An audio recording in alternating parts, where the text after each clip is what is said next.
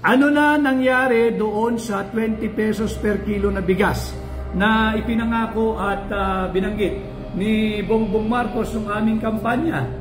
Bahagi po ako noon, tama po. Pero kaya sanang ibabayan, maaring hindi agad-agad 20, pero hindi 58 pesos per kilo. Tinapyas na po nila yung buwis dyan sa, yung taripa dyan sa imported rice. From 35 to 15%. Yet, ito pa rin no, ang presyo ng bigas. Ang pinakamataas daw di umano 58 pesos, hindi nalalagpas dyan. At ang pinakamura ay yung 36 pesos per kilo, yung tinatawag nilang sulit rice.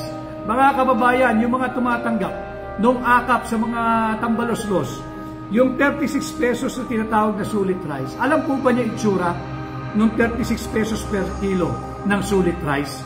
Ito po ay yung 100% broken. Yan po yung pag sinaing nyo, sabaw ang lalabas. Hindi na po kayang bumuo niyan kasi 100% broken po yan. Yan po yung panglugaw. Kung yung marunong kumain ng lugaw talaga, yung durog na durog, yung matagal mong hinahalo hanggang sa sobrang ito'y parang tubig na lamang. Yan po yung itsura ng sulit rice na the most affordable na pinambobol at pinambobodol ng gobyernong ito